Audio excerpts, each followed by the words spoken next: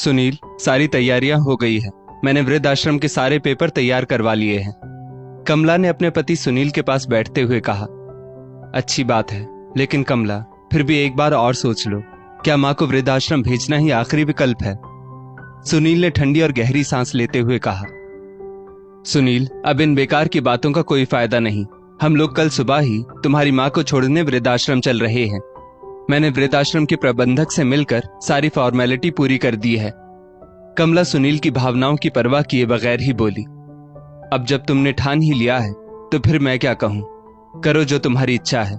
शायद यही मेरी माँ के भाग्य में लिखा था। सुनील आंखों में आंसू भरकर बोला। वो मन ही मन सोच रहा था कि कितना अभागा है वो, जिस माँ ने उसको पालने पोसने में अपना तन मन सब कुर्बान कर दिया। एक छोटी सी गलती की वजह से आज वो उसी माँ को वृद्धाश्रम छोड़ने जा रहा है। गलती सिर्फ इतनी थी कि उसने कमला के साथ प्रेम विवाह किया था, और वो चाहता भी बहुत था कमला को, लेकिन ये बिल्कुल भी नहीं चाहता था कि वो अपनी माँ को वृद्धाश्रम भेजे। लेकिन नियति को भी शायद यही मंजूर था।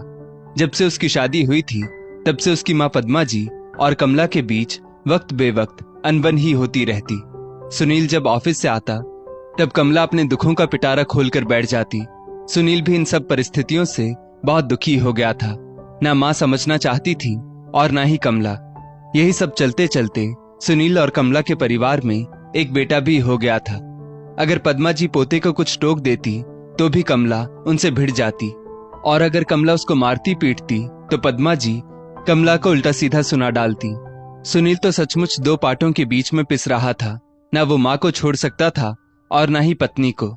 बस ऐसे ही एक दिन कमला ने ठान लिया कि बस बहुत हो गया, अब तो सासू माँ को वृद्धाश्रम भेज देना है और चैन की जिंदगी व्यतीत करनी है। और जब उसने ये बात सुनील से कही तो सुनील बहुत ज्यादा नाराज हो गया, लेकिन कमला अपनी जिद पर अड़ी रही। आखिरकार उसने साम दाम दंड भेद सब आजमा कर सुनील को राजी कर ही लिया पद्मा जी को वृद्धाश्रम भेजने के लिए। अंततः सुनील ने सहमति भी दे दी, क्योंकि सिखा पढ़ाकर तो अच्छे से अच्छे लोग बदल जाते हैं। कमला ने खुद ही जाकर शहर के बाहर बने वृद्धाश्रम में सारी बातें पता कर ली, और वो वहां जाकर सारी औपचारिकताएं भी पूरी कराई थी। लेकिन सुनील का मन अभी भी डामाडोल हो रहा था, और उधर पद्मा जी तो शाम से ही अपने कमरे में बैठी रो रही थी। जब से उनको पता चला कि उनके बेटे बहू उन्हें वृद्धाश्रम भेज रहे हैं, तब से वो कमरे से बाहर ही नहीं निकली थी।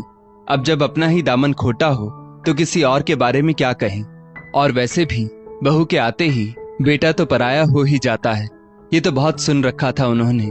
बस वो एक ही बात बार बार सोच रही थी कि काश आज उनके पति उनके साथ होते तो शायद ये नौबत ना आती। लेकिन अब तो कुछ भी नहीं हो सकता था। अगली सुबह सुनील और कमला पद्मा जी को वृद्धाश्रम छोड़ने के लिए जाने वाले थे, और पद्मा जी से जरूरी सामान और कपड़े लत्ते रखने के लिए कहा गया था।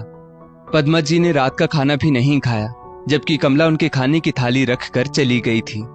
खाना तो सुनील ने भी नहीं खाया था, लेकिन कमला ने 2 रोटियां खा ली थी। अभी कमला रसोई का काम समेट ही रही थी कि तभी डोरबेल बज उठी। इस समय कौन आ गया?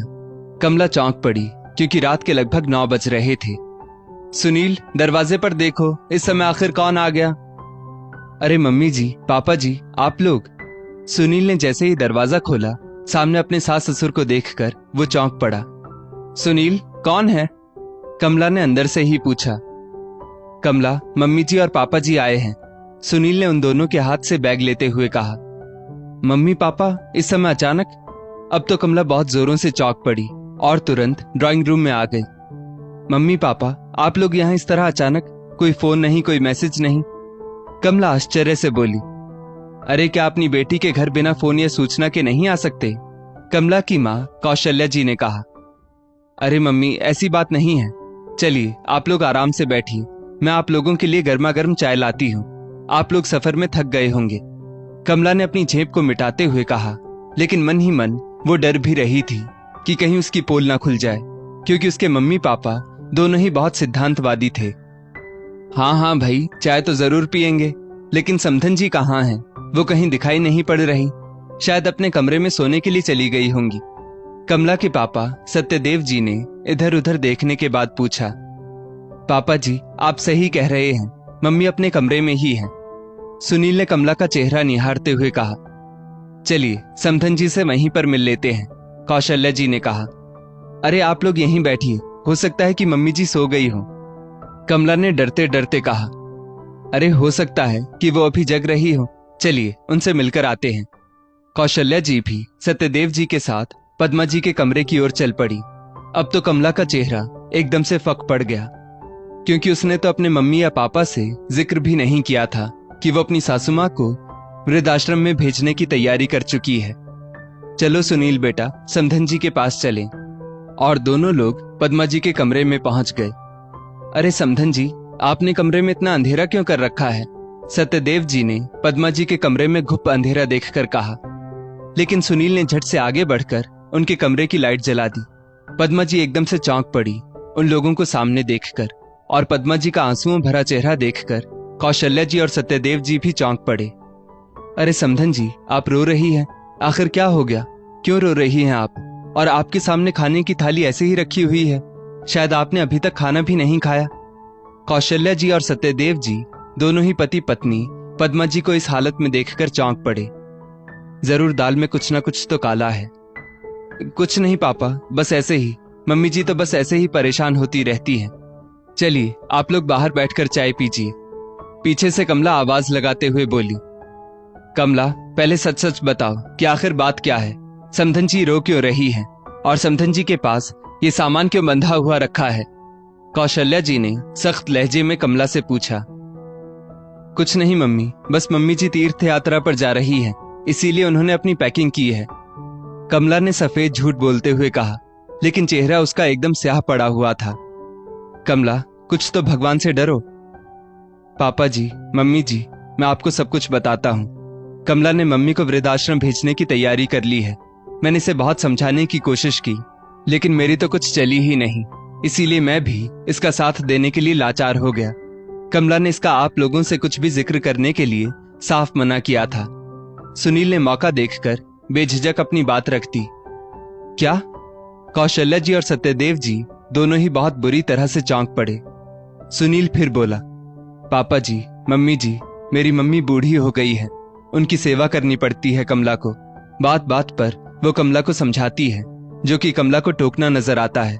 मेरी मम्मी अब किसी काम की नहीं रही, कमला के हिसाब से वो बैठे बैठे बस रोटियां तोड़ती है। ये सब कहते कहते सुनील की आंखें छलक पड़ी। कमला, तुम्हारा दिमाग तो सही है ना? ये क्या अनर्थ करने जा रही थी तुमने इस बात की हमको या अपनी मम्मी को भनक तक नहीं लगने दी। एक दिन तुम भी बूढ़ी हो जाओगी, उस दिन तुम्हारा बेटा भी तुमको ऐसे ही वृद्धाश्रम छोड़ आएगा। और हाँ, आज के बाद हम लोगों से तुम्हारा कोई भी संबंध नहीं रहेगा। मैं समझूंगा कि हमारी बेटी हमेशा हमेशा के लिए मर गई। अरे भगवान ने खुद हम लोगों को प्रेरित करके यहाँ पर भेजा। हम लोग तो आराम से बैठे थे, तभी कौशल्या ने कहा कि बेटी दामाद तो मिलने आए ही जाते हैं, लेकिन समधन जी से बहुत दिनों से मुलाकात ही नहीं हुई। चलिए जी, उनसे मिलने चलते हैं। हे भगवान, ये कैसा अनर्थ करने जा रही थी मेरी बेटी। भगवान हमें माफ कर देना कि हमने एक ऐसी अभागन बेटी को जन्म दिया जो अपनी सुख शांति के लिए एक माँ को अपने बच्चे से हमेशा हमेशा के लिए अलग करने जा रही थी। ये कहते कहते सत्यदेव जी तो एकदम से बिलख पड़े। और हाँ कमला, कल को तुम्हारे भाई भाभी भी हम लोगों को वृद्धाश्रम भेज दे तो कुछ ताज्जुब मत करना, आखिर हो तो तुम दोनों भाई बहन ही। कौशल्या जी की भी आंखें बरस पड़ी।